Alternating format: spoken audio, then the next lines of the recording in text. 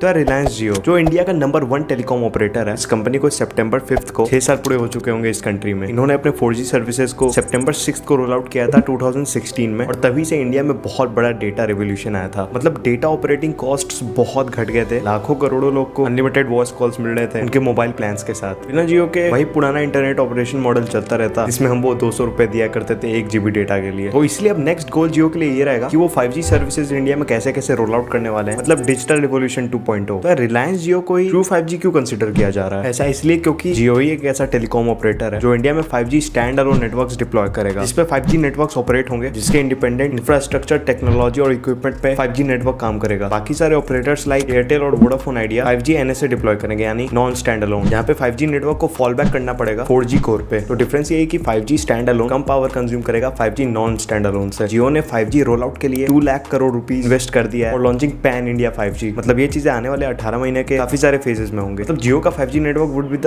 Biggest network in this world. और जियो की best बात यही है कि वो 5G शहर के लोगों तक के लिए रिजर्व करके नहीं रखना चाहते हैं। वो चाहते हैं कि जहां तक हो सके उनका 5G नेटवर्क रोल आउट होना चाहिए। और ये जो 18 महीने का डेडलाइन है pan India 5G roll out के लिए, वो इंडिया को पूरी दुनिया में फास्टेस्ट 5G रोल आउट करने वाली कंट्री बना देगा। According to Ericsson mobility report जो जून में पब्लिश हुआ था, इंडिया का मोबाइल ट्रैफिक लास्ट 5 सालों में 15 टाइम्स बढ़ चुका है। और एक्सपेक्टेशन ये कि आने वाले 3 सालों में ये दुगना हो जाएगा। और नो डाउट जियो के अराइवल की वजह से ये पॉसिबल हो पाया है। ऐसा एक्सपेक्ट किया जा रहा है कि 2027 तक 5G इंडिया के 40% स्मार्टफोन्स में आ जाएगा। और ये भी एक्सपेक्टेशंस है कि 2027 तक इंडिया में average 50 GB per month data usage हो जाएगा। तो by the way Reliance Jio और search engine giant Google collaborate करने वाले हैं फिर से। इस बार इन दोनों कंपनीज के कोलैबोरेशन का एम यही रहेगा कि इंडियन मार्केट को एक अफोर्डेबल 5G स्मार्टफोन दिया जाए। होपफुली ये स्मार्टफोन दूसरी कंट्रीज में भी एक्सपोर्ट होने के लिए अवेलेबल हो। मतलब पहले भी जियो और गूगल ने कोलैबोरेट कर रखा है। उन्होंने एक 4G स्मार्टफोन बनाया था जिसका नाम था जियो फोन नेक्स्ट, लेकिन उस फोन को बिल्कुल भी सक्सेस नहीं मिली थी। जियो ने अपने आने वाले इस डिवाइस के लिए सेल्स फिगर तो नहीं बताया, बट जियो फोन 5G अगर 10,000 रुपए के अंदर लॉन्च होता है तो बहुत चांसेस है इसके सक्सेस के। मतलब काफी सारे लोग अभी अफोर्ड नहीं कर सकते 15,000 रुपए के ऊपर के स्मार्टफोन। तो जियो का 5G फोन लोअर रेंज में एक परफेक्ट ऑप्शन बन सकता है। To develop ultra affordable 5G smartphones for India. हाँ, ये दोनों अपनी पार्टनरशिप बस फोन तक ही लिमिटेड नहीं रखने वाले। रिलायंस और जियो अपने टेलीकॉम 5G सॉल्यूशंस पे भी काम करने वाले हैं। मतलब during the 45th AGM of Reliance industries, Mukesh Ambani ने कहा जियो गूगल क्लाउड के एडवांस कैपेबिलिटीज का फायदा उठाएगा जियो का प्राइवेट 5G स्टैक ऑफर करने के लिए और दूसरे 5G इनेबल्ड सॉल्यूशंस भी ऑफर करने के लिए, वो डोमेस्टिक और ग्लोबल यूजर्स तक को।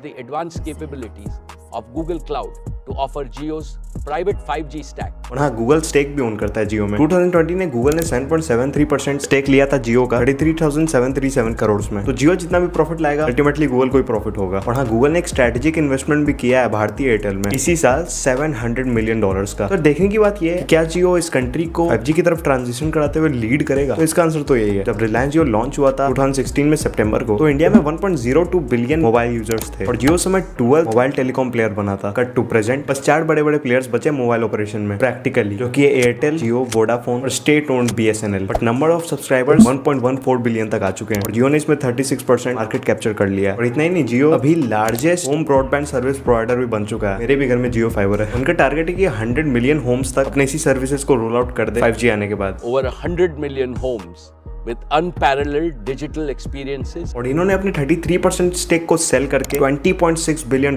भी रेज किया है। अभी 13 टोटल इन्वेस्टर्स ने स्टेक खरीदा है जियो में। मेन है मेटा और गूगल। बाय द वे जियो ने फील्ड ट्रायल्स भी कंडक्ट करना चालू कर दिया है। कंज्यूमर कंजप्शन और रेवेन्यू पोटेंशियल देखते हुए 1000 टॉप सिटीज इनके टारगेट पे हैं 5G कवरेज के लिए। जियो का 5G स्टैक 100% होम ग्रोन है, तो लग तो यही रहा है कि 5G कवरेज में जियो लीड करेगा, बट उनके लिए भी चैलेंजेस अभी आने वाले हैं। अब बात करते हैं कि what is Jio air fibre, single device solution जो कि fibre like gigabit speed users को प्रोवाइड करेगा विदाउट यूजिंग एनी वायर। जियो एयर फाइबर अपने दूसरे हार्डवेयर की तरह इन-हाउस डेवलपमेंट में है। एज पर अंबानी, जियो एयर फाइबर के सिंप्लिसिटी की वजह से करोड़ों घर और offices ultra high speed broadband से कनेक्टेड हो पाएंगे बहुत ही शॉर्ट पीरियड में। और इसके साथ इंडिया टॉप 10 नेशंस में रैंक कर जाएगा इवन फॉर फिक्स्ड ब्रॉडबैंड। और अकॉर्डिंग टू रिपोर्ट्स, जब जियो 5G के सर्विसेज अक्टूबर में रोल आउट हो जाएंगे तो ये डिवाइस का भी यूज काफी बढ़ने वाला है। तो 5G सर्विसेज सबसे पहले की एरियाज में इंडिया में लॉन्च होगा, लाइक दिल्ली, मुंबई, चेन्नई, कोलकाता, दिवाली तक। That is by Diwali of 2022 या फिर एंड ऑफ द अक्टूबर में। दिसंबर 2023 तक pan India coverage is expected to be available 18 months from today to deliver Jio 5G. By the way like, share, subscribe तीनों rules follow करो, वरना तुम्हारे phone में 5G कनेक्टिविटी अच्छे से काम नहीं करेगी। बाय द वे 3 से 4 हज़ार के अंडर में एक हेडफोन चाहिए तो ये वीडियो देखिए बहुत काम आएगी आपके। बाय।